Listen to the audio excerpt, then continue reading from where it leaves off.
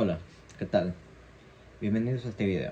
Hoy vamos a hablar de los pilares más importantes de la economía moderna, el pensamiento económico neoclasista.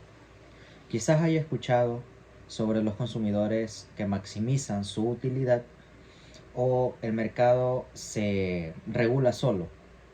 Todo eso viene justamente de esta corriente que transformó por completo la forma de entender la economía desde finales del siglo XIX. Vamos a entender qué significa la utilidad marginal, por qué el consumidor tiene el control del mercado o por qué es tan realista todo esto. Así que vamos con el primer punto. El primer punto, ¿qué es el pensamiento neoclasista? Primero, vamos a entender qué es el pensamiento neoclasista. Fue una corriente económica que surge de los años 1870 a 1930 como evolución del pensamiento clásico, a diferencia de los clásicos que se enfocan en el trabajo, la producción, las clases sociales. Los neoclásicos se enfocan en los individuos. Lo que propone es lo siguiente: los consumidores toman decisiones racionales para maximizar su satisfacción o utilidad. Las empresas también buscan maximizar sus ganancias y al igual los mercados, gracias a la gran oferta y demanda que alcanza el equilibrio natural. Bueno, aquí entra un concepto clave sobre la racionalidad económica, la cual es, según la economía de esta teoría, tomamos decisiones económicas basadas en lo que más nos conviene a nosotros, con toda la información disponible y sin emociones que nos interfieran.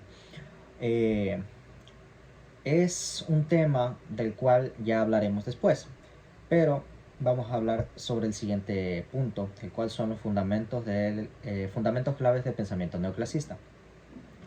La economía neoclasista es parte de 4 grandes supuestos, los cuales son la racionalidad del individuo,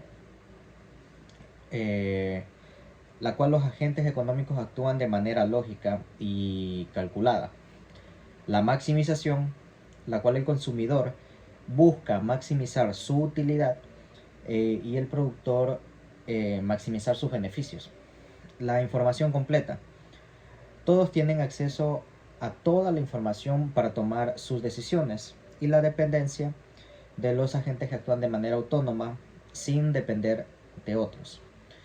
En resumen, los neoclasistas pintan un mercado donde las personas toman decisiones con total conocimiento y lógica. Pero claro, en la vida nada es real.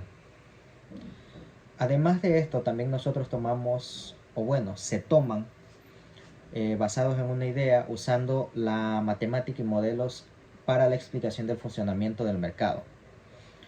Vamos al siguiente punto, el cual sería ¿quiénes fueron sus principales autores?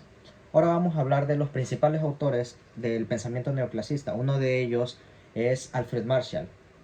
Creó el concepto del excedente del consumidor y el equilibrio parcial, y fue quien sistematizó la teoría neoclasista.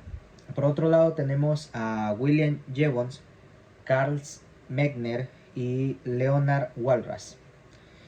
Ellos desarrollaron la idea de la utilidad marginal. Por ejemplo, un ejemplo conocido, la del helado, el cual nos dice que cuando nosotros comemos el primer helado nos da mucha satisfacción, pero cuando ya vamos por el quinto, ya no es tanto la satisfacción, y a esto se le llama una utilidad marginal decreciente. Y otro de los principales autores también es Wilfred Pareto, quien propuso el famoso óptimo de Pareto, donde no se puede mejorar la situación de alguien sin empeorar la de otro. Cada uno tenía un enfoque distinto, pero todos creían el poder del individuo para tomar decisiones racionales y en el mercado como el mejor asignador de recursos. El siguiente punto es sobre los principios y conceptos clave, los cuales podemos repasar, que son la utilidad marginal decreciente, la cual nos dice que mientras más tienes algo, menos es el valor de cada unidad adicional. Por ejemplo, el primer vaso de agua cuando nosotros tenemos sed vale muchísimo, pero cuando vamos tomando 2 o 3 ya no es tanto. También tenemos el excedente económico. Es la diferencia entre lo que está dispuesto a pagar por algo y lo que cuesta producirlo. Por ejemplo, si una persona pagara $10 por un producto que vale 6, hay un excedente de $4. A eso se le llama el excedente económico. También tenemos la formación de precios. Para los neoclasistas, los precios se forman por la interacción de la oferta y la demanda.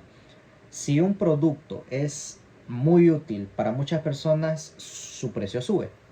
Y a eso se le llama la formación de precios.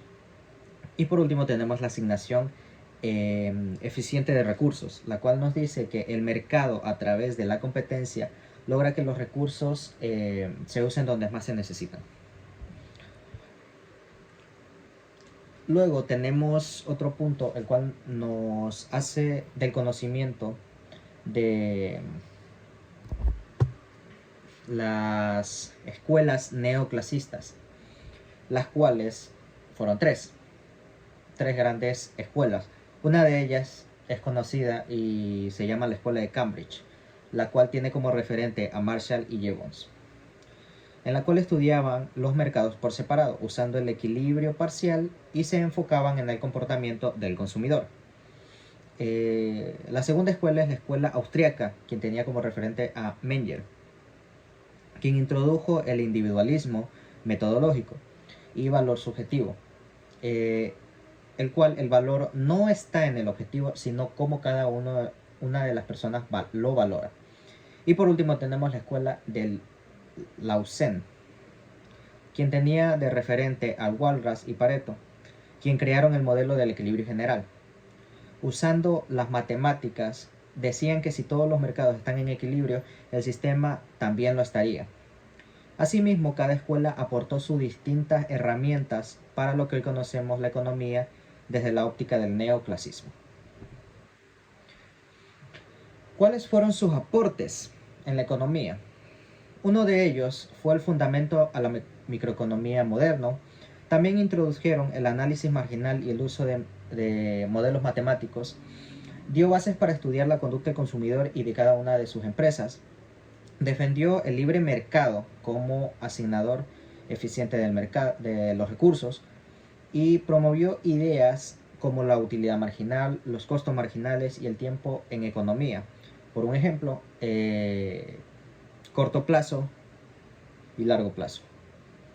Su legado fue tan fuerte que todavía hoy se enseña en grandes universidades por todo el mundo la gran teoría de la economía principal. Ahora, no todo es perfecto. También vienen sus críticas. También tiene sus críticas el pensamiento neoclasista, las principales fueron que no asume todos los racionales, cuando en realidad también tiene que importar las emociones, la cultura, el estrés, que todo esto influye.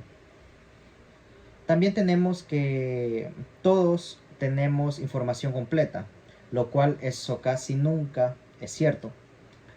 También que el pensamiento neoclasista ignora la desigualdad del poder político o instituciones y que no resuelve bien los fallos del mercado, como el desempleo, la pobreza y la contaminación. Por eso, con el tiempo, las personas optaron por el keynesianismo, que sí tomaba en cuenta muchos de estos factores. Entonces, ¿qué nos deja el pensamiento neoclasista? Nos enseñó que el valor no está en el objeto, sino en la utilidad que le damos, que los precios y la asignación de recursos se pueden explicar con la lógica y la matemática, y que el mercado, en teoría, puede funcionar si hay competencia y libertad. Pero también nos recuerda que la economía no es una ciencia exacta, porque trabaja con personas y al igual a veces se cometen errores. Por eso, al estudiar la clave, conocer diferentes teorías, hay que saber entender sus límites y aplicar un sentido crítico. Muchas gracias.